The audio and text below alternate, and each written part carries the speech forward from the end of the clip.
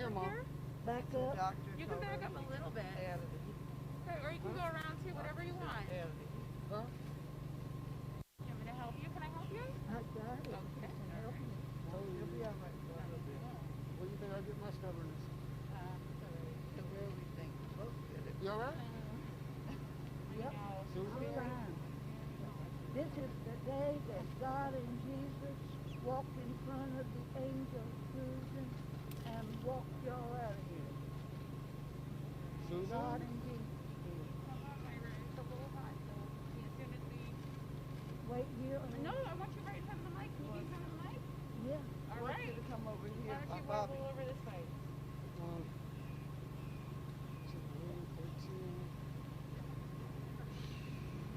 There's an ant bed there. Be careful. Yeah. Careful. Watch your foot now. Yeah, be careful. Don't step in the ant bed. You okay? Robert? There's an ant bed over there. You're the man. Okay. All right. Do you feel comfortable taking your mask off while we stand next to each other? I feel uncomfortable with it on. Okay. All right. Did you ever think you'd see this day, Robert? I just prayed to God every day and hoped for it. You always maintained your innocence, and now it's been confirmed 37 years later. Yes, sir. What do you think about all of this? What's going through your head? I was just happy to get home to my family. What did it feel like walking out those doors knowing that you did not have to go behind? So it's an overwhelming sense of relief.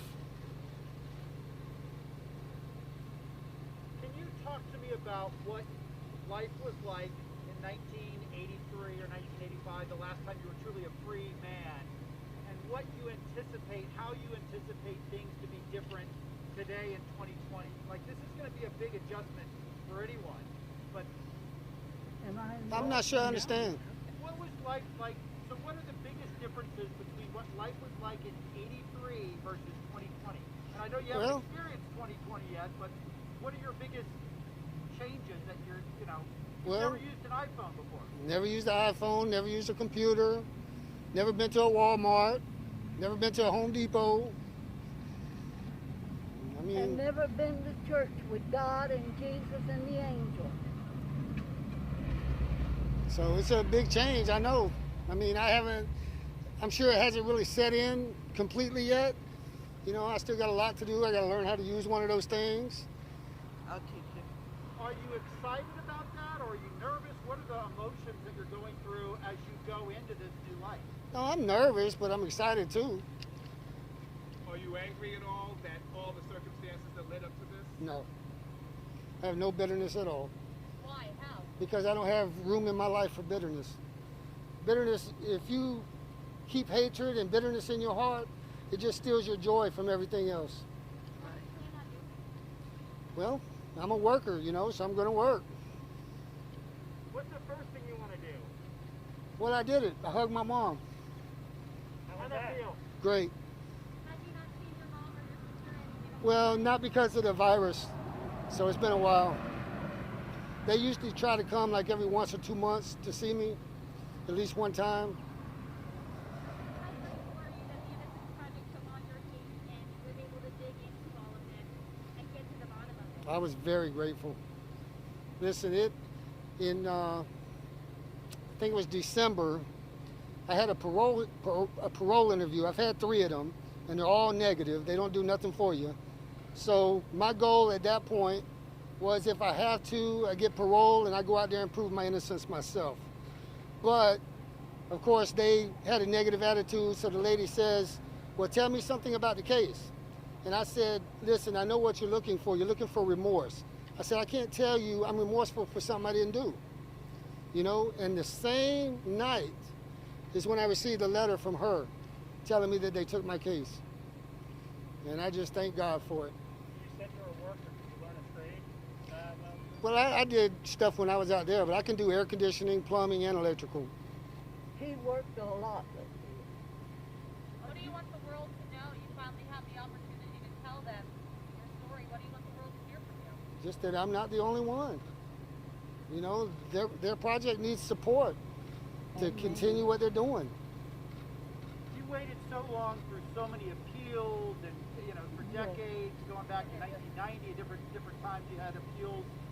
How quickly did this freedom all come about in terms of once they took your case? Oh, once they took over, it's only been like a year, right? It's been 2 years. But Oh, yeah. 2 years, really? Okay. 2 Yeah, years since time we flies. accepted. It seems like in the last couple months, maybe everything just sped up. Zoomed up, yeah.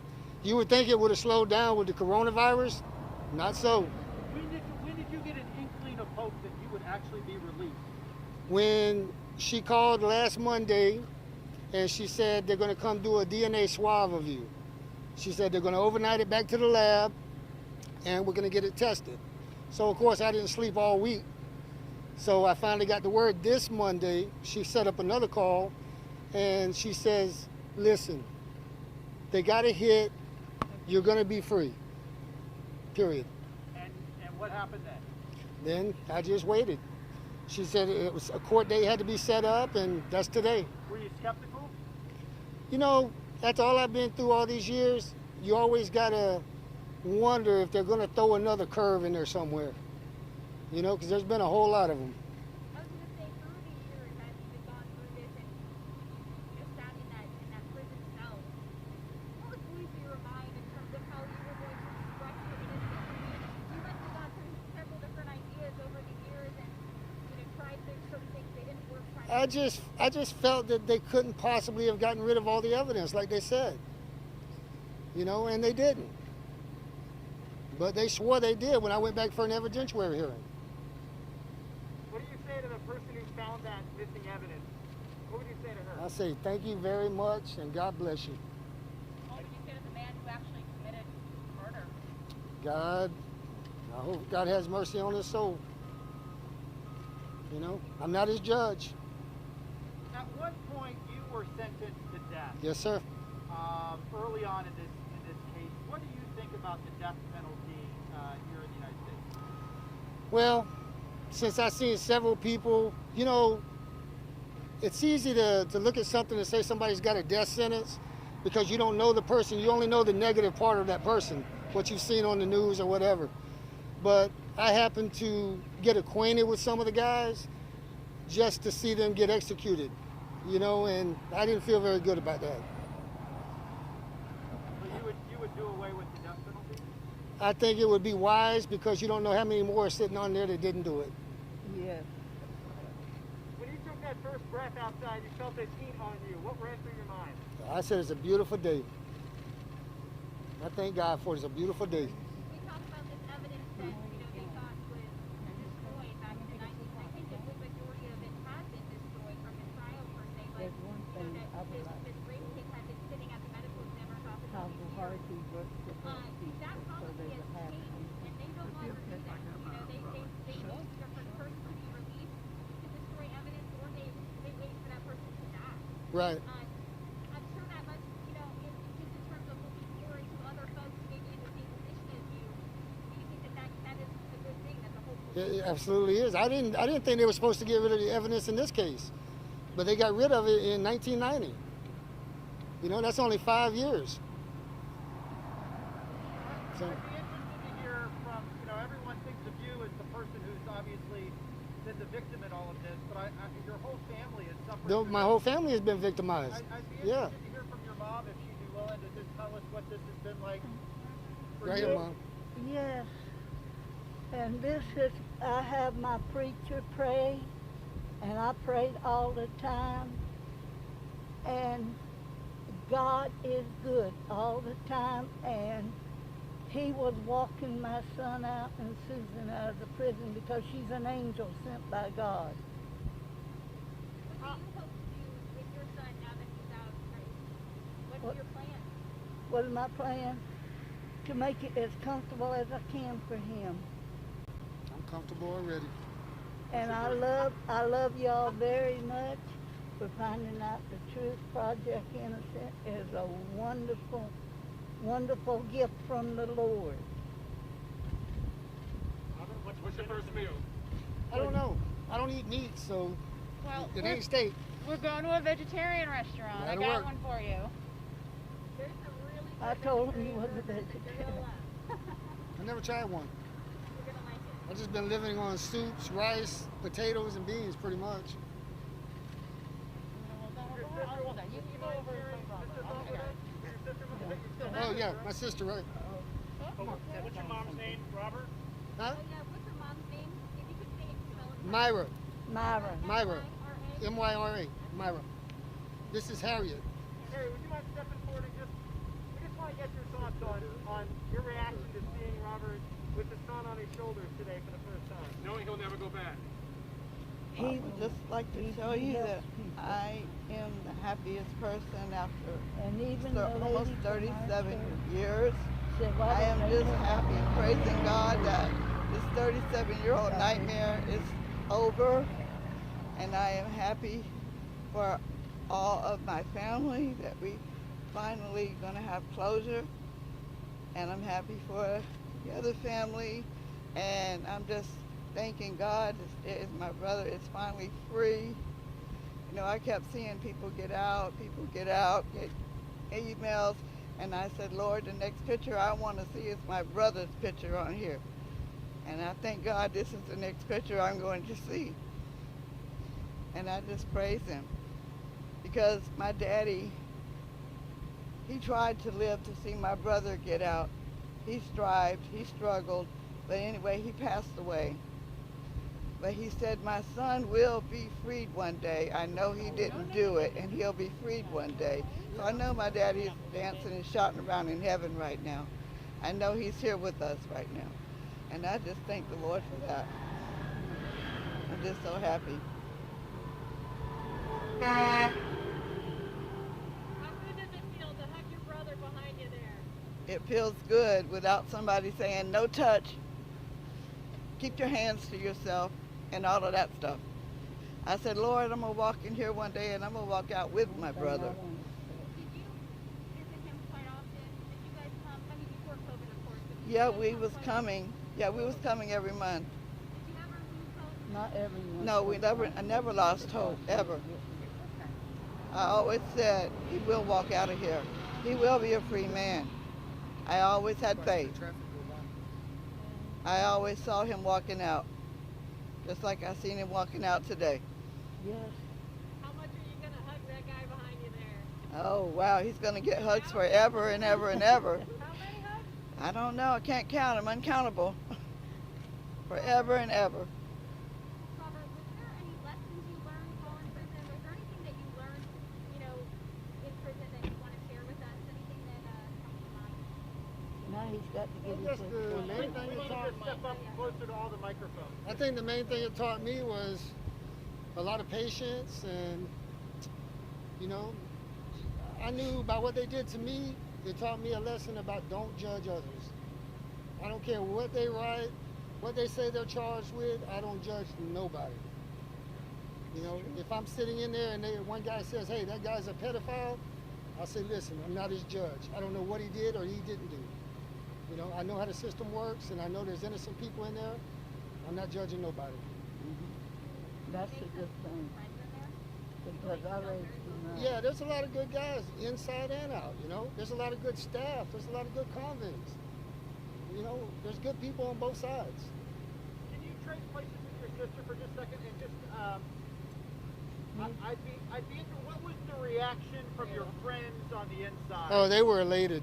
Well, actually, it's my whole wing is in D-Dorm, wing 3. They started yelling and clapping yesterday, but they took me out yesterday and put me in confinement because they were scared something else might happen to me overnight, which nothing would.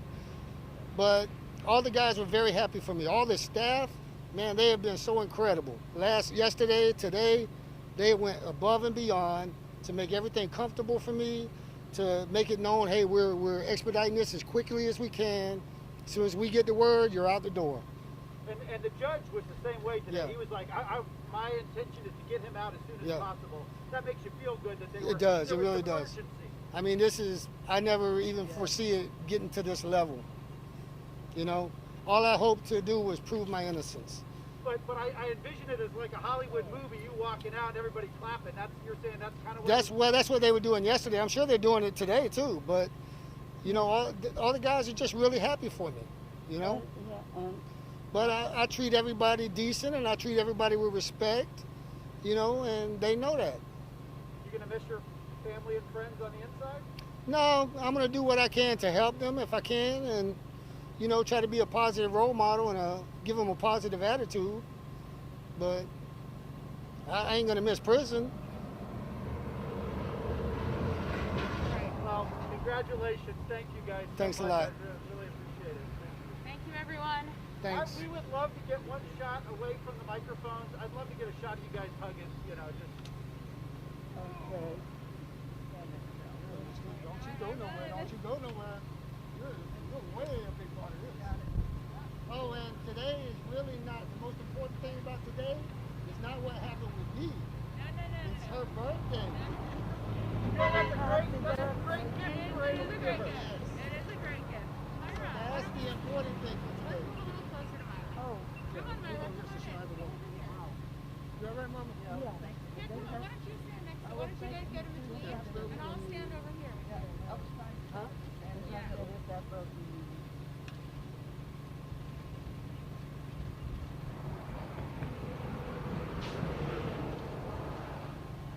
How much do you want to give your mom a big hug? A lot. They asked me. The administration asked me this morning. So, what is the first thing you're gonna do? I said, give my mama a hug. What does that look like? Let me see you give her a hug. Right here. One thing She's been with me through everything. I should say that the Lord is in control and more people ought to come under God. They will. And they will. And at our church, they even talk to people if they've got a problem. Great message. Thank you guys so much. Get out of the Thank you all for coming too. Thank you for caring. Robert has helped so many people.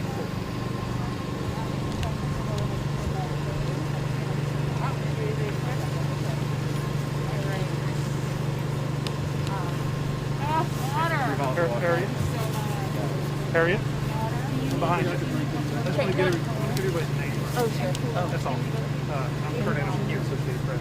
Is Harriet interested? Okay, so it's the same. Everybody's And your same mom, name. same last name. I wasn't sure. Y-R-A. Am I wrong? Harriet, Harriet, like a spy. Okay, all right. I just wanted to make sure. And Well, like Harriet Tubman. Yeah, exactly. Yeah. And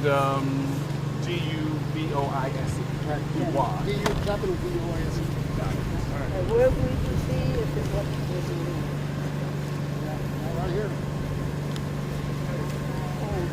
nice job, great setup, thank you. They just so much money. There we are. All right, this is our crew. Okay. All right. Thank you, everyone. Thanks so much. We're done here. Thank you. See y'all later. Thank you. Thank you. Take care. Thank you.